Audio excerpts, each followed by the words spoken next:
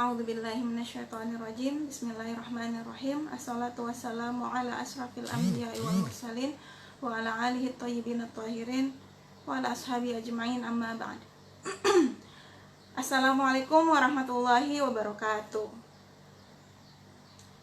Alhamdulillahirabbil alamin. Kita ketemu lagi di siang ini untuk membahas tentang ta'aruf ilmiah keperempuanan. Jadi dalam pembahasan ketiga untuk program prank terkait tentang ta'aruf ilmiah keperempuanan ini, kita akan mengangkat tema tabu tubuh dan hijab pembebasan. Jadi tentu saja karena sebagai subtema tabu tubuh dan hijab pembebasan ini berarti tidak jauh dari problematika keperempuanan yang kita lihat beredar pada saat ini. Nah, jadi mengangkat tema tentang tabu tubuh ini, kalau misalnya kita kaitkan dengan pembahasan kita kemarin yang membahas tentang feminitas ketuhanan, kita melihat bahwasanya wujud tajalli dari sifat-sifat Tuhan pasti tercermin pada ciptaannya. Dan di antara ciptaannya itu memiliki sifat-sifat yang dimiliki oleh Allah. Nah, sifat-sifat yang dimiliki oleh Allah dalam kajian kita kemarin di antaranya adalah sifat-sifat yang memiliki kualitas feminitas, kualitas yang feminin. Nah, kualitas yang feminin ini di antaranya adalah keindahan, kelembutan. Dan kita ketahui bahwasanya kerjasama feedback dari sesuatu yang indah, sesuatu yang cantik, sesuatu yang lembut adalah menimbulkan ketertarikan. Itulah kenapa kita bisa mencintai, mempunyai kecenderungan kepada hal-hal yang indah, entah itu bunga, entah itu benda-benda tertentu, entah itu gambar, ya bahkan juga ketampanan ataupun kecantikan seperti itu. Nah, apa yang menjadi tabu dari tubuh sehingga secara dengan sendirinya manusia menyadari fitrahnya untuk menutupi bagian-bagian tertentu dari tubuhnya. Karena ya tentu saja kita berpikir ada hal-hal yang bisa menarik perhatian. Kalau misalnya kita melihat etalase yang dijual di toko, ya sesuatu yang dipamerkan karena dia indah, itu memang tujuannya karena orang-orang tahu ini akan menarik gitu. Apa yang dipajang di etalase toko pasti adalah barang yang terbaik, yang kelihatannya menarik, yang cantik dan sebagainya. Karena sekali lagi semua orang secara fitrawi paham hal-hal yang cantik dan indah itu menarik, akan menarik hati seseorang, punya kecenderungan terhadap sesuatu itu. Nah, tapi di etalase itu bagaimanapun dia memamerkan, dia tetap mengadakan batasan. Karena saking menariknya, kalau misalnya etalase emas, ya tetap saja harus ada security. Tentu saja etalase itu harus punya kode-kode pengamanan tertentu ketika dibuka, atau punya kunci, jadi tidak sembarangan orang yang tertarik tapi tidak sembarangan untuk mengambilnya, untuk memaksa diri memilikinya. Nah, analogi inilah yang sebenarnya juga kita lihat pada keindahan yang dimiliki pada fisik, secara fisik tubuh yang dimiliki. Teman, memang fenomenanya keindahan fisik itu ternyata tidak cuma dimiliki oleh perempuan, tapi juga ada laki-laki. Makanya ada orang-orang yang laki-laki juga memiliki porsi ketampanannya yang menarik dan indah. Ya, kalau misalnya kita lihat yang ada sekarang, sampai laki-laki yang punya unsur keindahan pada secara fisik dikatakan, oh dia kayak perempuan gitu, dia punya unsur jamalia, dia punya unsur feminin yang indah. Tapi ya tetap saja orang-orang akan melekatkan keindahan itu pada perempuan. Jadi ketika keindahan itu terlekat pada laki-laki, orang menganggap bahwasanya laki-laki inilah yang memiliki unsur keperempuanan, laki-laki inilah yang memiliki unsur feminitas. Tapi ketika sebaliknya perempuan yang menunjukkan unsur-unsur jalaliyah, unsur-unsur maskulinitas, unsur-unsur yang gagah, keren, perkasa, berani, ya orang langsung melekatkan wah dia ini perempuan yang kelaki-lakian. Jadi kita melihat bahwasannya terlepas dari pandangan masyarakat ada yang mengatakan ini normal atau tidak normal, ya tapi yang harus kita sadari di sini bahwa memang pemisahan laki-laki dan perempuan ini ya secara sadar maupun tidak sadar telah terbentuk pada masyarakat, mengatakan menunjukkan bahwasannya hal-hal yang indah itu cenderung kepada feminin dan hal-hal yang perkasa, gagah dan sebagainya itu kepada maskulin. Jadi kita fokus kepada tubuh dengan indikator keindahan ini, ya tentu saja pasti mengundang kemenarikan gitu, membuat orang tertarik. Sebenarnya menarik, saya mengangkat salah satu pandangan yang pernah saya baca tentang awal dari ketertarikan itu dalam sejarah manusia itu kapan. Kalau saya mau mengangkat ini, bahwasanya ada yang berpendapat awal sejarah ketertarikan antara laki-laki dan perempuan secara fisik itu ya mulai dari kisah Nabi Adam dan Hawa gitu. Jadi kalau misalnya kita mereferensikan ke dalam Al-Quran, peristiwa di mana pasca Adam dan Hawa makan buah khuldi, di situ dikatakan aurat keduanya tersingkap gitu. Nah, ketika aurat keduanya tersingkap, otomatis akan menghasilkan ketertarikan satu sama lain. Ya banyak sebenarnya interpretasi yang muncul dari kisah Adam dan Hawa ini ya. Akan tetapi saya singkat saja mengambil hikmah dari sisi bahwasanya tentang ketersingkapan aurat itulah sebenarnya yang menjadi yang menjadi indikator keindahan yang maksimal. Karena ketika dia dipamerkan dan ketika dia terlihat, maka menimbulkan ketertarikan yang kuat. Dan ini mungkin saja bisa kita arahkan kepada potensi hawa nafsu yang kita miliki sebagai manusia. Nah, yang menjadi persoalan kemudian adalah bagian-bagian tubuh ini dianggap tabu di masyarakat. Nah, itu sebenarnya bukan masalah, tapi ya sekali lagi karena tadi saya sudah bilang itu fitrah. Cuman masalahnya kemudian adalah masalah yang saya maksud di sini adalah ketika masyarakat itu berlebih-lebihan dalam memahami tentang tubuh ini, baik itu secara menyeluruh ataupun sebagian.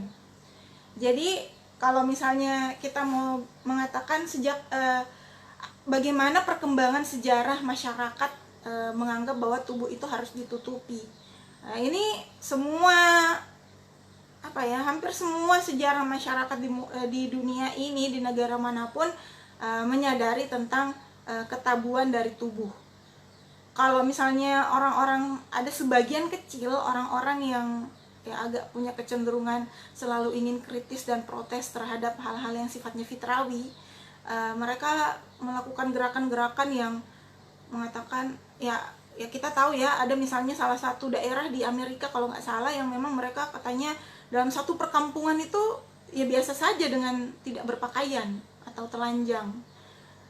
Ya bagaimana perasaan mereka secara fitrawi, ya pasti mereka ya bisa juga kita bayangkan ya seperti apa rasanya, tidak jauh dari binatang ya, karena memang salah satu hal yang membedakan kita dari binatang itu konon katanya adalah pakaian. Makanya ada yang mendefinisikan manusia adalah hewan yang berpakaian dan menutup dirinya, karena fitrah pasti akan memberi informasi kepada akal kita untuk menghindari hal-hal yang kita tidak inginkan.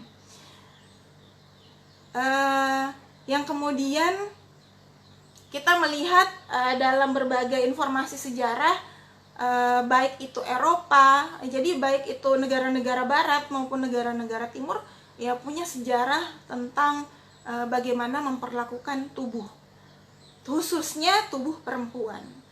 Nah, jadi ada konstruksi sosial yang memandang tentang bagaimana tubuh perempuan khususnya, dan kemudian bahkan ada pandangan-pandangan teologi juga yang menguraikan tentang tubuh perempuan, dan juga ya mitos-mitos tentang tubuh perempuan. Jadi kalau misalnya kita lihat dari konstruk sosial seperti itu tadi, bahwasanya memang secara fitrah itu terbangun pada masyarakat menyepakati batasan-batasan tertentu tentang layak tidak layaknya untuk ditunjukkan dari bagian-bagian tubuh. Dan kemudian dalam sejarah misalnya di Eropa, kalau kita lihat ya, pakaian-pakaian, model-model pakaian orang-orang zaman dulu, atau sistem masyarakat membatasi laki-laki dan perempuan pada masyarakat Eropa zaman dulu ya lumayan cukup ketat ya, terlepas dari ada juga kan kita ngelihat jejak-jejak patung-patung dewa Eropa, patung-patung Eropa yang dibuat sangat eksotis ya, karena ya kayaknya memang seniman-seniman pada saat itu punya misi perlawanan-perlawanan tertentu tentang tatanan sosial pada masa tersebut. Akan tetapi ya terlepas dari protes yang ada, ya kita melihat bahwasannya secara mendasar sistem yang dibangun oleh masyarakat Eropa itu justru sangat ketat tentang hubungan laki-laki dan perempuan, sampai dikatakan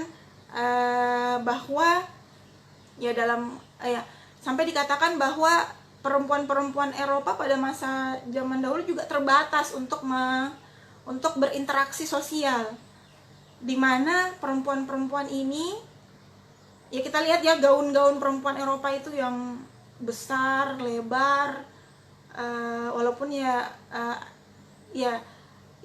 ada modifikasi tertentu. Nah, di situ kita lihat bahwasannya sampai dikatakan ada suatu sistem di mana perempuan-perempuan yang jika mereka adalah istri-istri bangsawan, putri-putri bangsawan, ya dia pasti dibatasi ruang geraknya pada ruangan tertentu saja, baik itu cuma di rumahnya atau istananya, dan dia tidak diberikan kebebasan untuk berinteraksi langsung secara sosial. Kemudian begitupun dengan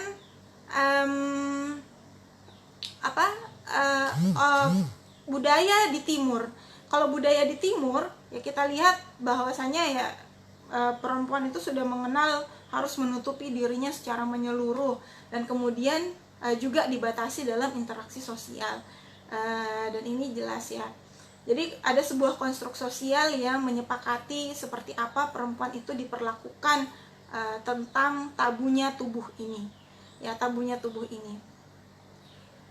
Jadi kalau misalnya kita bilang seperti apa Islam ini datang, kalau orang-orang di luar Islam, gerakan-gerakan orang-orang di luar Islam yang memiliki ketidaksukaan terhadap Islam, muncul opini yang mereka bangun bahwasanya agamalah atau dalam hal ini juga Islam yang mengungkung perempuan dengan aturan menutup diri. Tetapi sesungguhnya jika orang-orang ini menganalisis terlepas dari bagaimana kondisi masyarakat yang sekarang memandang perempuan, ya zaman dulu pada masyarakat jahiliyah, posisi perempuan, ketabuhan tubuh perempuan itu lebih parah daripada yang ada sekarang. Justru pelonggaran itu justru dilahirkan oleh Islam, karena pembatasan perempuan itu sampai pada melarang mereka berinteraksi, menganggap tidak layak, menganggap tabu ketika perempuan itu keluar rumah, menganggap tabu ketika perempuan mengerjakan pekerjaan-pekerjaan tertentu di wilayah publik dan sebagainya. Kemudian ya bahkan sampai ada yang memperlakukan perempuan sedemikian rupa disembunyikan di satu tempat saja gitu. Nah, Salah satunya kemudian adalah konstruk teologi. Jadi ada sebuah perspektif teologi yang membangun masyarakat ini sehingga berlebihan dalam memperlakukan tubuh perempuan, dalam memandang tubuh perempuan. Jadi ya salah satu dari pemahaman teologi yang berkembang itu ya itu tadi yang saya sebutkan di awal tentang bagaimana peristiwa Adam dan Hawa. Ketika Hawa ini diisukan terhasut oleh iblis sehingga memakan buah yang terlarang, dan itu dia gunakan untuk merayu Adam dan memakan buah yang terlarang sehingga mereka terusir. Nah, ini kan juga sebenarnya bukan cuman beredar di kaum awam muslim, tapi juga ya memang beredar di agama-agama lainnya, khususnya samawi seperti Kristen, Yahudi. Nah, seperti itu. Nah, pemahaman inilah yang memunculkan di masyarakat pemikiran bahwa perempuan ini sejak dari awal penciptaan adalah partner dari kerusakan, partner dari iblis, menggoda dan ya membuat kerusakan cara berpikir lawan jenisnya dan sebagainya. Dan ada sehingga ya ada praktek di suatu kaum di mana perempuan itu ya diperlakukan sedemikian rupa, dimarginalkan dan dianggap sebagai sesuatu yang kotor.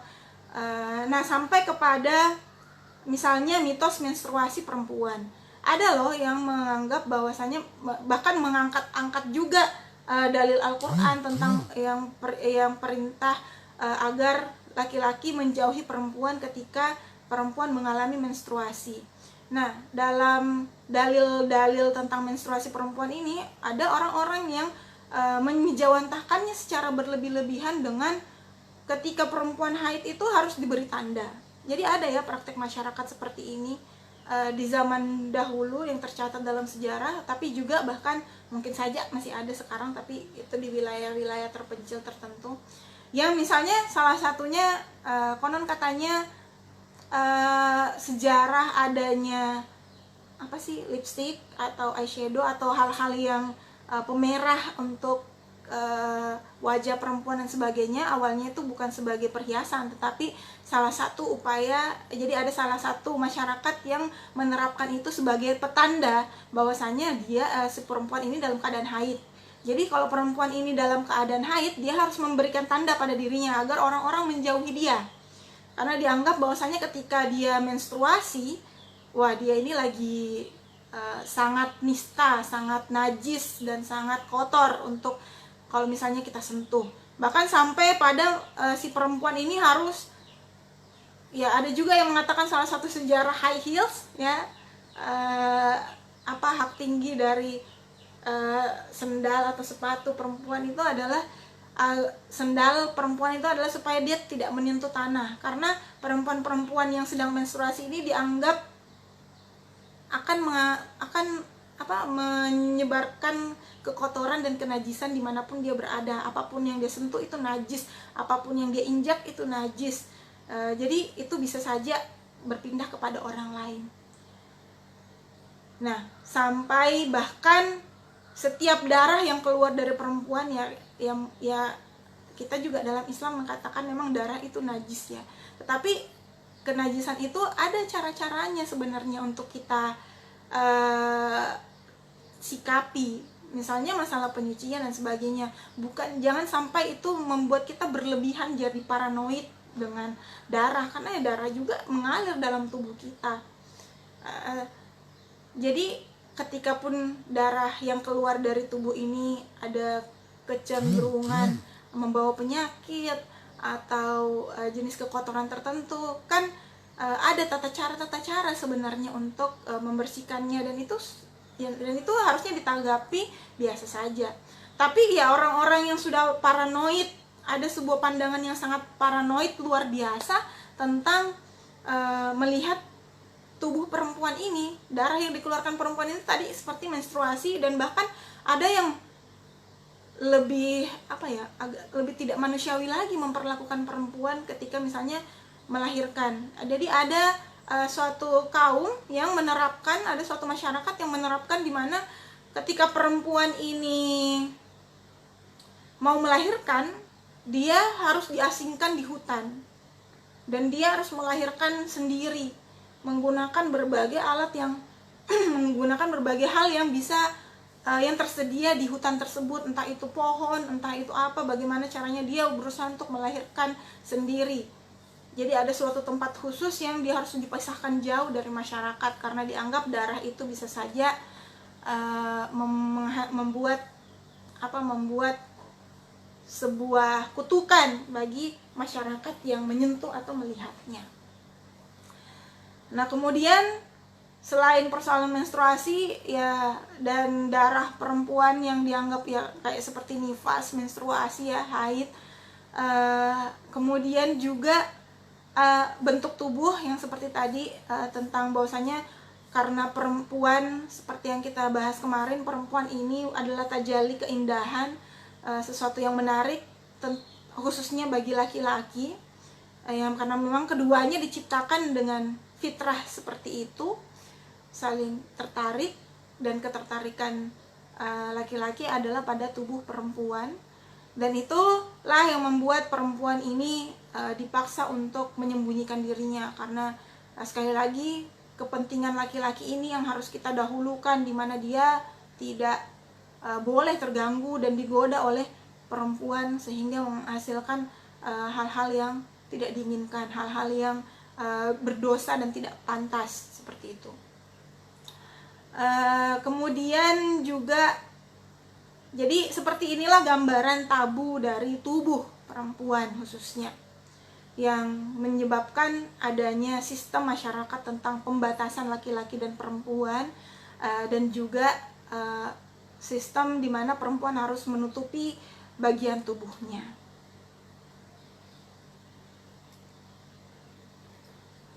Nah, kita masuk kepada istilah hijab ya, karena istilah hijab ini populer di masyarakat muslim.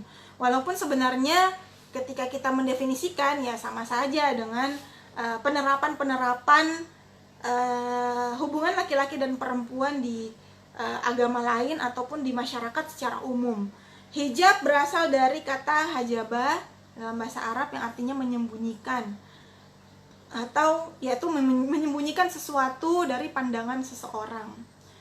Dalam Kamus Besar Bahasa Indonesia juga hijab bermakna sebagai dinding yang membatasi sesuatu yang lain dengan sesuatu yang lainnya. Dimana ketika dia sebagai pembatas, jadi hijab ini alat ya, alat yang membatasi. Ketika dia menjadi alat yang membatasi, berarti ada dua subjek dan objek yang sedang dibatasi oleh hijab ini. Ya, karena dia punya makna dalam pendekatan etimologi atau secara bahasa, hijab ini adalah pembatas, maka sebenarnya ada persoalan ketika orang-orang langsung masyarakat kita saat ini mengatakan hijab itu artinya jilbab atau himar atau pakaian yang dipakai oleh perempuan, karena ternyata secara umum penggunaan kata hijab pun dalam beberapa dalil Al-Quran itu tidak diperuntukkan kepada pakaian perempuan, tetapi hal-hal yang membatasi. Membatasi ya banyak yang bisa dibatasi. Misalnya di sini dalam beberapa dalil-dalil Al-Quran yang membahas tentang hijab ya, di antaranya misalnya dalam surah Al-Ahzab ayat 53, apabila kamu meminta sesuatu kepada mereka, yakni istri-istri Nabi, maka mintalah di belakang hijab, di belakang tabir atau di belakang tirai. Cara yang demikian itu lebih suci bagi hatimu dan hati mereka. Kemudian dalam surah Al-Isra, dan apabila kamu membaca Al-Quran, niscaya diadakan di antara kamu orang-orang yang tidak beriman kepada kehidupan akhirat suatu dinding atau suatu hijab yang tertutup. Jadi hijab ini bisa saja digunakan untuk masalah hati. ketika kita menghijab di hati kita, berarti kita sedang membatasi hati kita dari hal-hal yang kita tidak inginkan. Seperti itu. Kemudian juga di sini dalam surah Fussilat ayat 5, hati kami berada dalam ketutupan. Ya, ketutupan juga ini adalah hijab. Apa yang kami seru kami kepadanya, dan di telinga kami ada sumbatan, dan di antara kami dan kamu ada dinding hijab, dan bekerjalah kamu, sesungguhnya kami bekerja pula. Jadi di sini juga mengatakan bahwasannya hijab itu bisa saja sebagai alat, ya namanya juga alat ya. Kalau kita tahu pisau bisa kita bisa punya dua sisi ya. Ketika dia bisa bermanfaat, bisa juga disalahgunakan. Nah begitu juga dengan hijab, ada yang dia bisa sebagai alat, dia bisa bermanfaat jika digunakan sesuai dengan tempatnya, dan bisa saja disalahgunakan. Seperti yang dalam surah Fussilat ini menyinggung tentang hijab yang disalahgunakan, yaitu orang-orang yang sudah diberitahukan kebenaran tentang kepada hatinya, kepada akalnya, tetapi dia menghijabi dirinya untuk menerima kebenaran, menutup dirinya, membangun dinding dari kebenaran. Ini adalah hijab yang tidak pada tempatnya. Nah, ketika istilah hijab ini kemudian diidentikan oleh khususnya misalnya kita di masyarakat Indonesia dengan jilbab atau pakaian perempuan. Nah ini selain kita harus meluruskan, ya di sisi lain juga kita tetap juga harus mengedukasi masyarakat tentang hijab yang berbentuk pakaian perempuan itu seperti apa.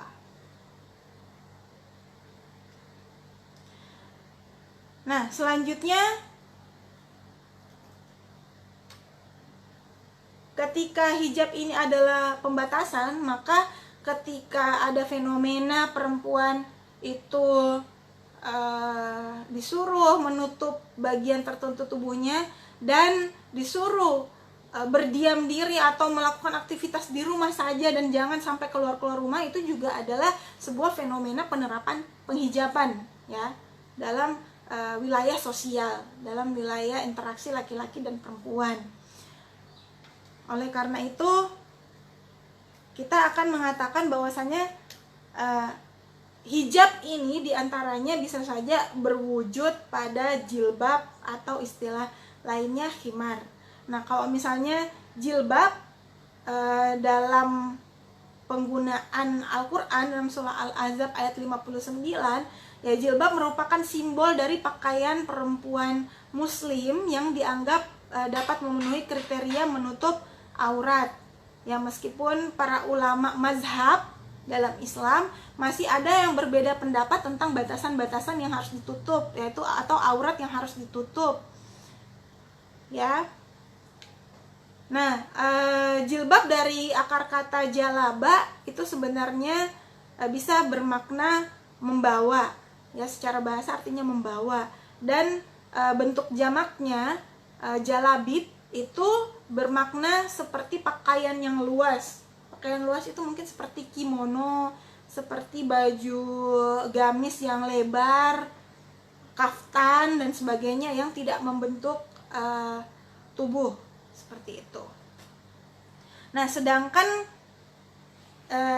ada istilah lain yang diperkenalkan dalam Al-Quran, yaitu khimar dalam surah An-Nur ayat 31, yakni kain yang harus menutupi kepala hingga menutupi dada, karena memang asbabun nuzul dari turunnya perintah itu sebagaimana kita ketahui bahwasanya ada seorang sahabat yang terlena dan menikmati memandang dada perempuan pada saat itu, yang waktu itu ya ada yang namanya mereka menutupi kondisi masyarakat pada saat itu, ada perempuan yang cuman menutupi rambutnya saja dan dadanya tidak ditutupi. Nah akhirnya salah satu hikmah ayat ini turun adalah bagaimana memerintahkan perempuan itu menutup hingga dadanya seperti itu.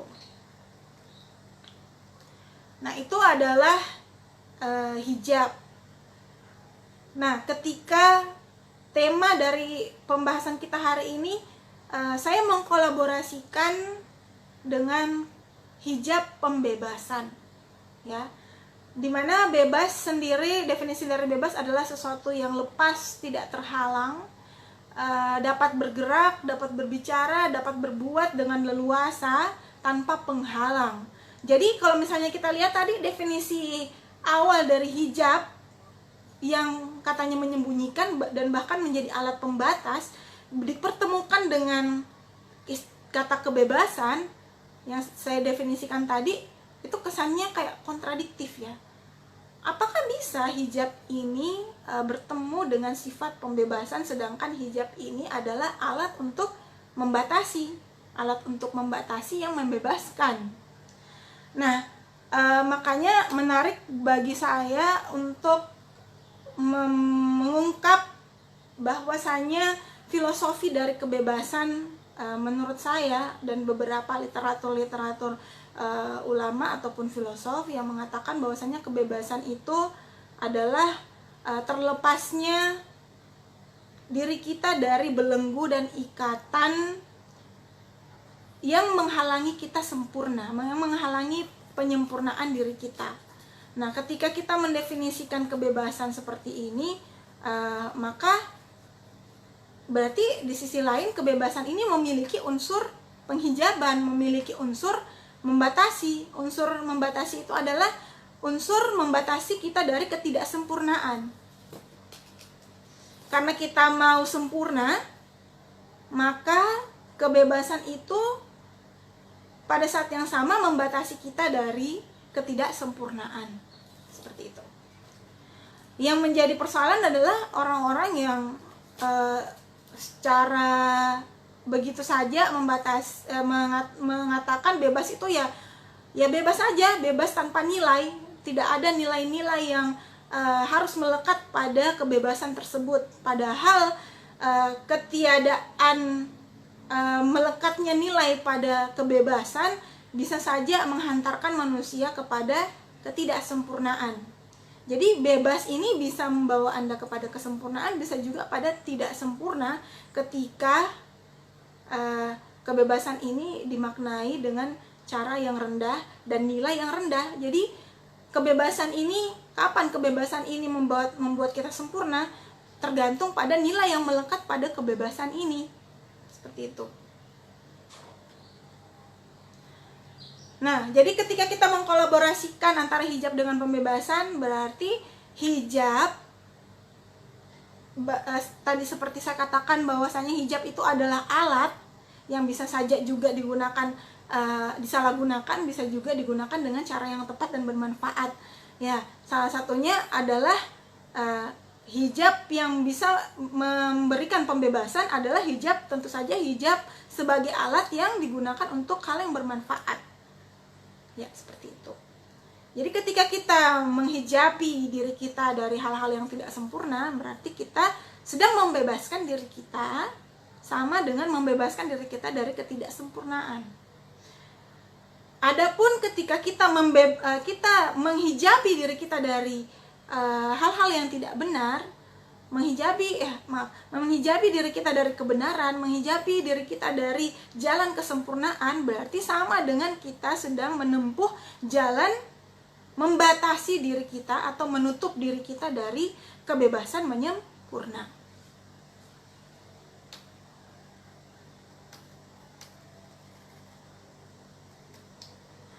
Nah, pembahasan kita pada hari ini dari uraian pertama tentang tabu tubuh dan hijab pembebasan yang saya uraikan tadi itu mau mengajak kita memahami bahwa bagaimana kita menyikapi tabunya tubuh, bagian-bagian tubuh yang menarik dan memang sensitif dan memang bisa mengundang kecenderungan-kecenderungan hawa nafsu yang mengarah kepada hal yang negatif. Itu memang sebaiknya kita tutupi, kita hijabi diri kita dari hal tersebut.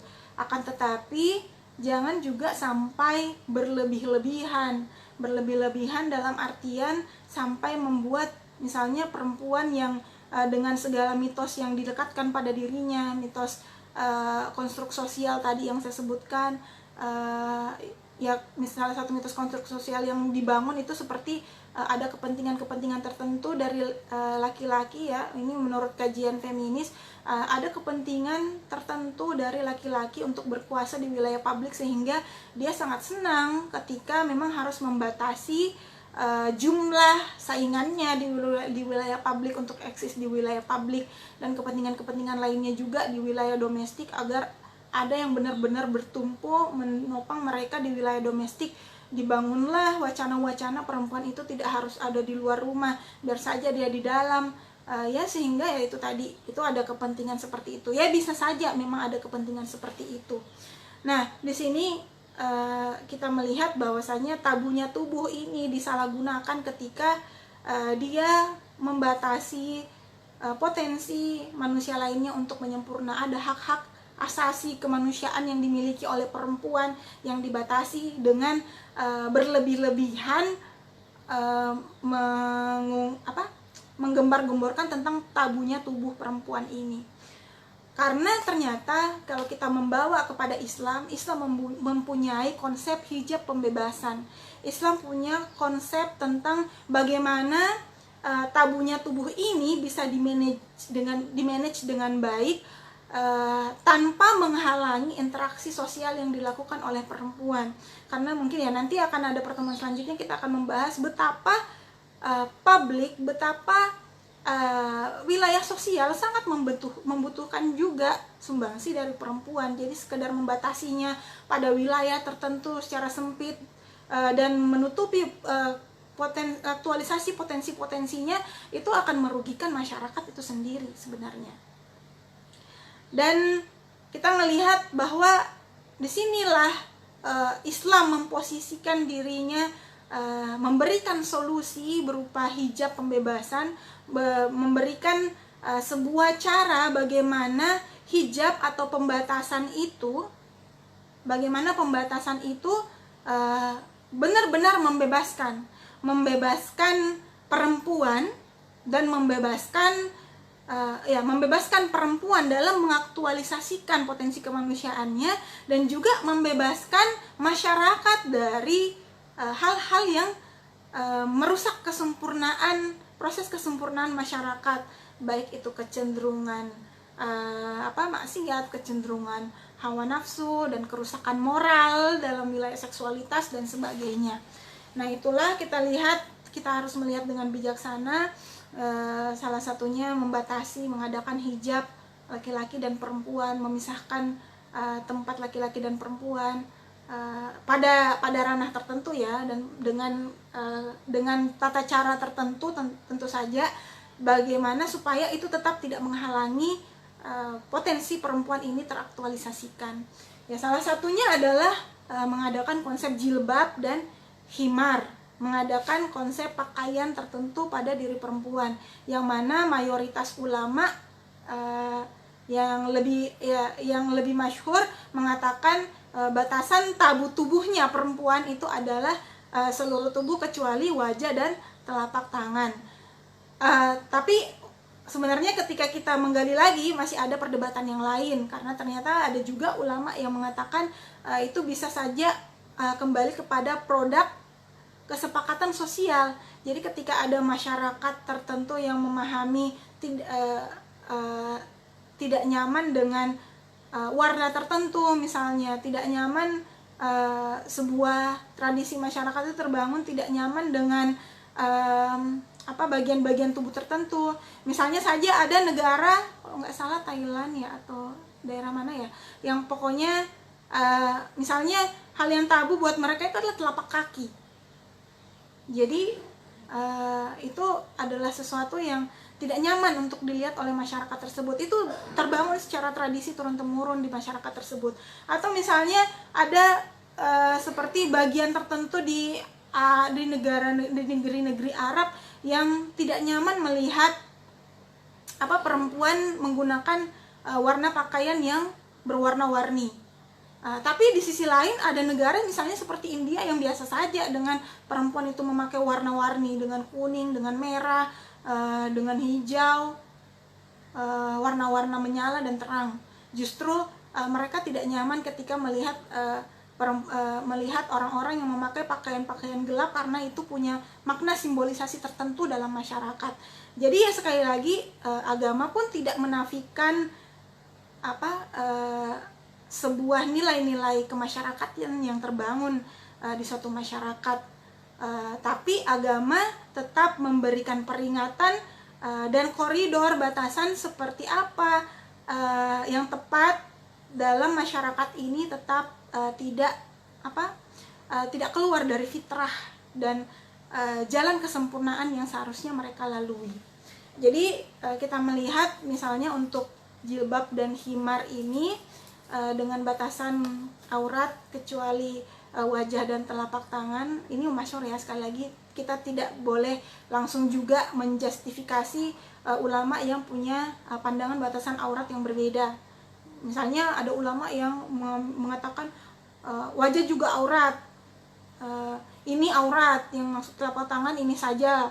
Atau ada juga yang mengatakan ya aurat itu ya kembali, kalau misalnya masyarakat itu sudah terbiasa melihat perempuan yang tidak menutup rambut, ya cukup saja dia menggunakan pakaian yang sopan dalam kesepakatan masyarakat tersebut dan menurut dia itu sudah memenuhi syarat menghijabi dirinya sebagai perempuan. Ya bisa saja ada pendapat ulama yang seperti itu. Ini istilahnya ketika saya mengungkapkan beberapa pendapat ulama, itu kalau nggak salah istilahnya ta'alif ya ta'alif, yaitu yang kita berusaha untuk, saya tidak mau memaksakan apa pendapat yang saya pahami kepada masyarakat, kepada orang lain. Misalnya kalau saya dengan cara berpikir saya tentu saja tergambar dari apa yang saya terapkan. Misalnya saya menggunakan gamis atau menggunakan pakaian dengan warna tertentu, bagi saya itu tidak masalah. Dan kemudian saya menggunakan jilbab dengan ukuran, misalnya untuk jilbab segi 4 saya menggunakan ukuran yang 150 cm. Ada juga orang yang mau pakai kerudungnya itu yang sampai kaki, ada kerudungnya yang ukurannya harus sampai lutut yang menutupi panggul. Ada juga yang biasa aja, yang penting menutupi dada, karena seperti itu aja yang mereka pahami tentang khimar. Jadi penting untuk kita berusaha bijaksana dengan mengungkapkan pendapat-pendapat yang ada. Walaupun kita mungkin punya pendapat sendiri, tapi kita harus fair mengungkapkan kepada orang-orang yang menuntut ilmu, misalnya mau tahu tentang jilbab, mau tahu tentang khimar, bahwasanya memang kenyataannya ada informasi lain, bahwa ada pendapat lain tentang jilbab itu. Misalnya ketika saya membahas tentang jilbab perempuan ini, beberapa forum ada yang sering membahas tentang pendapat salah satu tokoh mufasir nasional kita, yaitu seperti Prof. Quraisy Shihab, yang mereka angkat itu sesuatu yang kontroversial ya. Kok Prof. Quraisy seorang mufasir, tapi ya itulah katanya kenapa putrinya tidak berjilbab seperti pemahaman kebanyakan masyarakat umum. Tapi ya di situ Prof. Quraisy juga menegaskan bahwa dia bukannya mengatakan jilbab itu tidak wajib, tetapi beliau memberikan gambaran, menggambarkan secara adil bahwasanya ini ada banyak pandangan loh tentang batasan aurat itu di antara mazhab-mazhab Islam juga. Dan orang mau pilih yang mana ya silakan. Yang menjadi masalah adalah orang yang misalnya dia sudah meyakini dalam hatinya dan meyakini, oh seperti inilah jilbab yang benar, seperti inilah perempuan harusnya membatasi dirinya, tetapi dia tidak mau melakukannya dan terus menerus melawan hal yang sebenarnya dalam dirinya sudah menerima kebenaran itu. Tapi ada juga orang yang ya memang dia tidak bisa menerima bahwasanya menurut dia jilbab tidak seperti itu, dan dia dalam olahan logikanya, dalam olahan bahkan pengalaman hidupnya merasakan kalau misalnya saya menutup diri saya, nanti vitamin D itu susah masuk pada diri saya ya. Kalau misalnya dia mempunyai pemahaman seperti itu, ya terserah dia. Kita sebagai orang-orang yang sudah memilih cara berpakaian tertentu tidak seharusnya menjustifikasi isi kepala tidak seharusnya menjustifikasi kualitas kesucian seseorang. Ya biarlah Allah menilai, dan biarlah itu menjadi proses setiap kita untuk berpikir dan punya pengalaman hidup seperti apa kita ingin menerapkan perintah Allah Subhanahu wa taala. Karena kenyataannya bahwa di dalam Al-Quran sendiri ya tidak menyebutkan dengan detail sekian sentimeter ukuran bajunya, sekian sentimeter ukuran jilbabnya, warna ini yang harus dipakai, warna ini yang tidak boleh dipakai. Yang dikatakan oleh Al-Quran bahkan dalam surah An-Nur ayat 31 itu adalah bagaimana itu tidak menampakkan perhiasan. Nah, makna perhiasan ini, tafsir dari kata perhiasan ini ya bisa macam-macam. Nah, ketika tafsir ini banyak macam, ya kita tidak boleh menyalahkan atau mengkafirkan atau menutup diri dari pandangan orang seperti itu.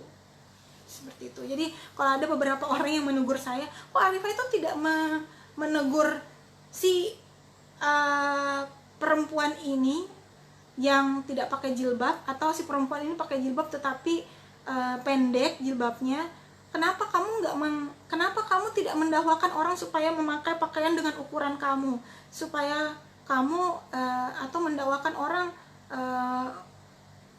punya pikiran dan pengalaman yang sama tentang hijab yang kamu pahami. Ya karena memang setiap orang juga punya kebebasan berpikir dan kebebasan menjalani proses penyempurnaan dirinya. Dampak dari ketika kita memaksakan, tentu saja jilbab ini bukan cuman persoalan, ya walaupun ada beberapa orang yang membawa isu jilbab ini hanya sekedar tren, sekedar simbol, ya tetapi dia juga berbicara, dia juga sebenarnya meresap kepada wilayah akidah dan keimanan. Ketika kita mau berjilbab sesuai dengan keinginan Tuhan, ya biarkan itu datang dari keinginan dirinya, jangan dipaksa.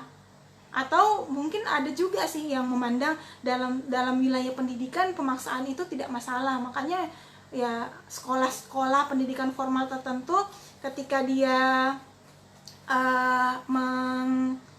mengadakan aturan batasan-batasan tertentu dan bentuk jilbab tertentu, misalnya melarang warna tertentu atau mengharuskan dengan ukuran tertentu, yaitu adalah sistem kemaslahatan yang partikular yang disepakati oleh suatu komunitas dan dengan tujuan-tujuan tertentu. Tapi untuk ke wilayah sosial, ke wilayah masyarakat, sekali lagi akhlaknya kita tidak melakukan pemaksaan yang menjadi pemahaman kita terhadap orang lain.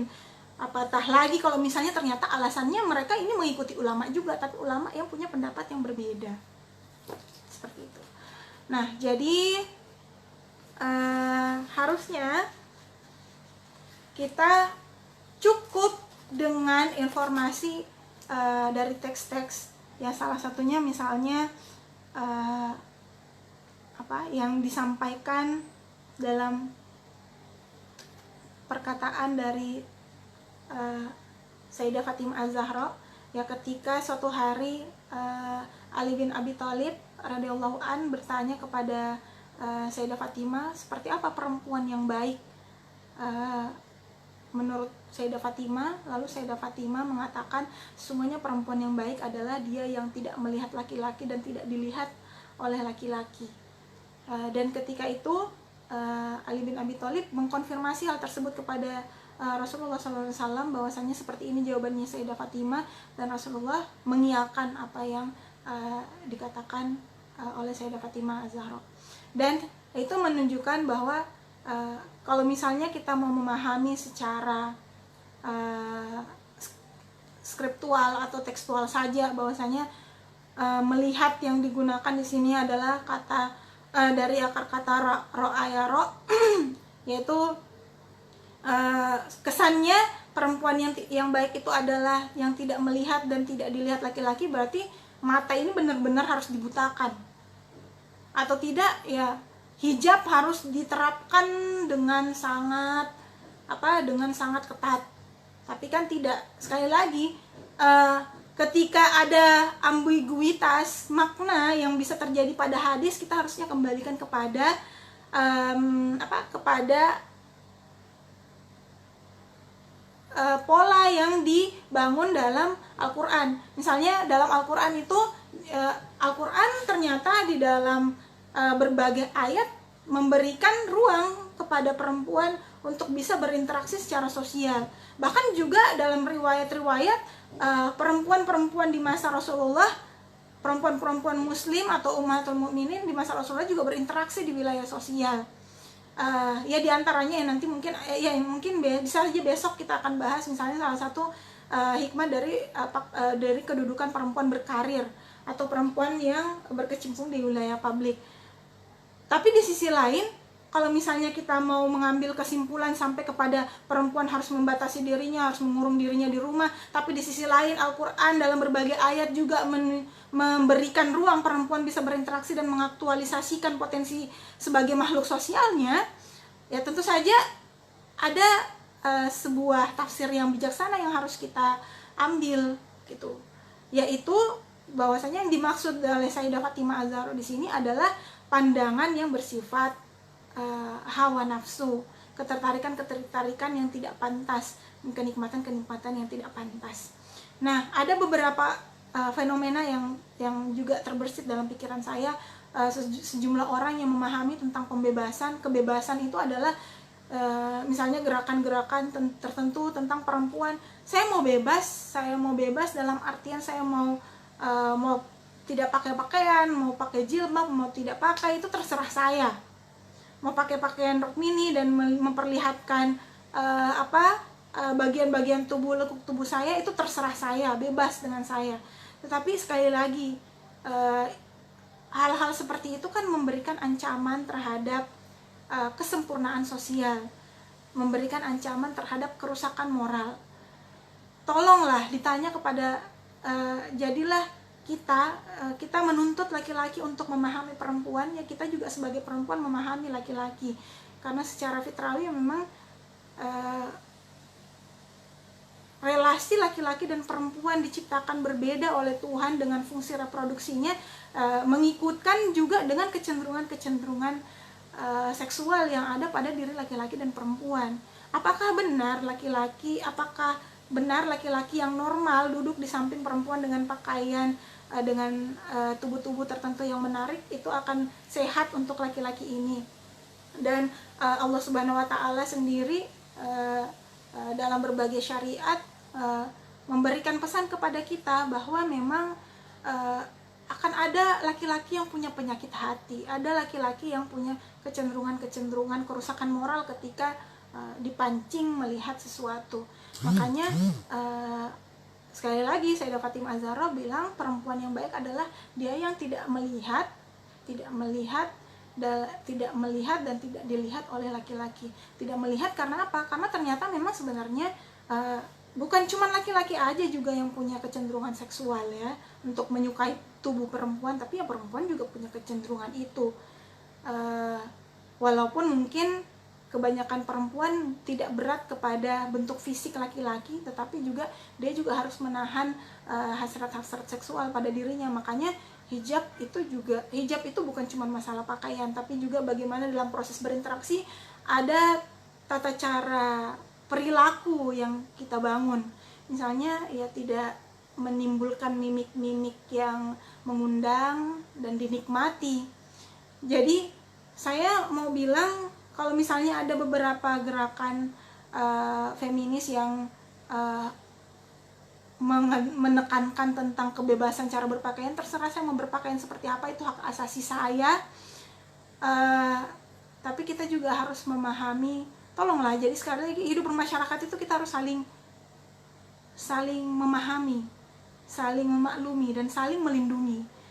Perempuan ketika menghijabi dirinya bukan cuma melindungi dirinya supaya tidak diperkosa, supaya tidak dilecehkan, tapi juga dia melindungi sebuah hasrat pada laki-laki juga. Apakah kesannya perempuan ini mengalah, kesannya perempuan ini berkorban, kesannya perempuan ini dizolimi? Ya tidak juga, jangan terlalu berlebih-lebihan dalam mengambil kesimpulan seperti itu. Marilah saling memahami gitu. Jadi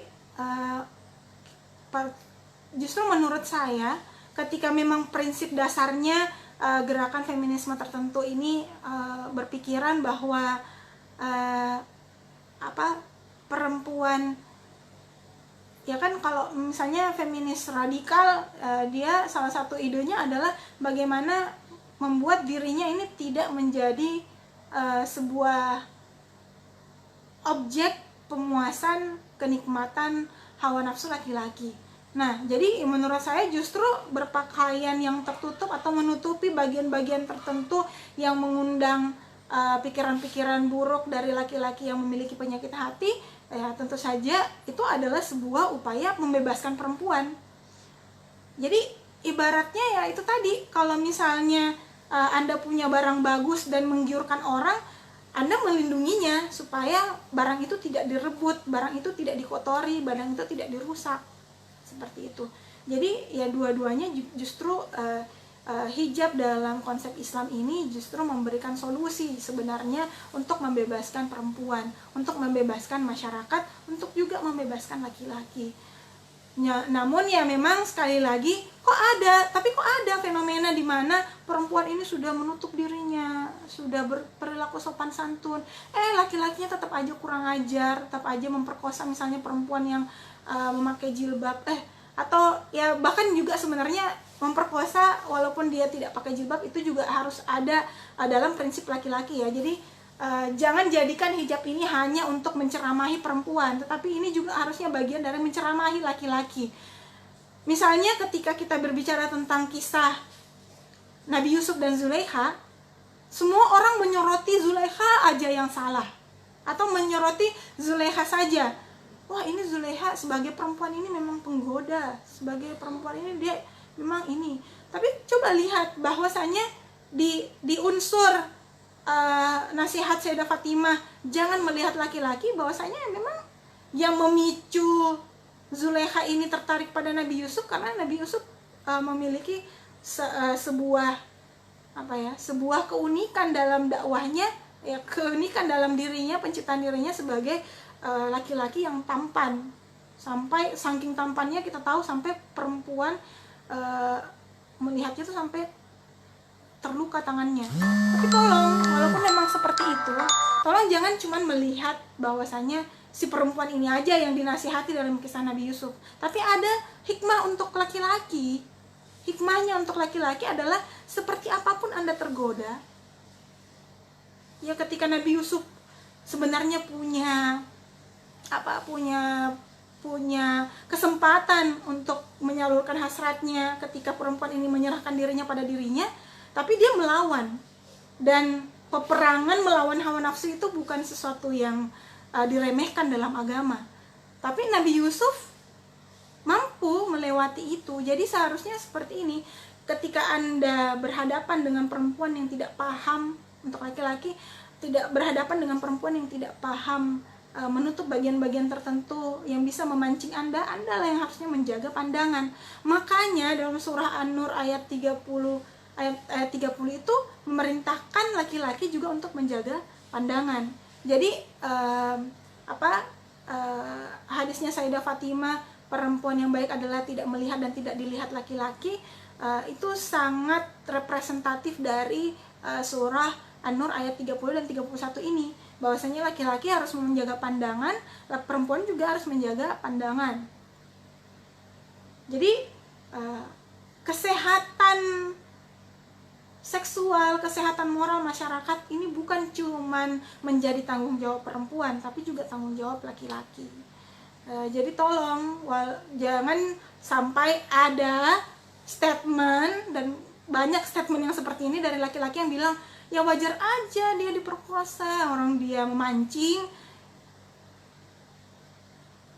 Dengar, jadi seperti pembahasan kita sebelumnya di pertemuan pertama, itulah kenapa kita penting mengawali setiap pembahasan itu dari landasan berpikir, dari konsep akal, bahwasanya disitulah fungsi akal kita sebagai manusia. Di sisi lain kita berusaha untuk menahan, di sisi lain kita meminta dan mendapat bantuan dari sistem agama, syariat agama untuk membantu kita terhindar dari kerusakan-kerusakan moral, tapi di sisi lain kita juga diberikan akal untuk mengendalikan kecenderungan-kecenderungan hawa nafsu yang kita miliki dan bisa kita salah gunakan juga, seperti itu. Karena memang kenyataannya ada tetap aja kerusakan moral, imajinasi liar tentang seksualitas itu bisa saja terbentuk dalam pikiran kalau misalnya kita tidak mengendalikannya dengan akal. Perempuan menutup dirinya seperti apapun bisa saja dibayangkan berbeda dalam kepalanya laki-laki. Bukan cuman jadi pemicu laki-laki punya pikiran yang tidak baik, bukan hanya gara-gara ada yang di hadapannya, tetapi bukan cuman pemicunya itu bukan cuman faktor eksternal, tapi juga faktor internal dalam dirinya. Jadi ketika ada godaan secara eksternal, contohnya Nabi Yusuf yang dia punya kekuatan pengendalian internal dirinya sehingga tidak melakukan hal-hal yang buruk. Nah, begitupun juga dengan perempuan berusaha membantu Anda dalam pengendalian eksternal. Nah, begitupun juga sebaliknya. Ya, saya kira itu aja pembahasan kita hari ini. Hari ini 1 jam lagi durasinya. Tapi ya saya kira tidak masalah. Yang penting poin-poin materi yang berusaha kita sampaikan benar-benar tersampaikan. Semoga bermanfaat. Sampai ketemu lagi untuk pembahasan selanjutnya. Masih ada beberapa hari ke depan dengan tema-tema menarik, mengenal secara ilmiah tentang isu-isu keperempuanan. Wabillahi taufiq wal hidayah. Assalamualaikum warahmatullahi wabarakatuh.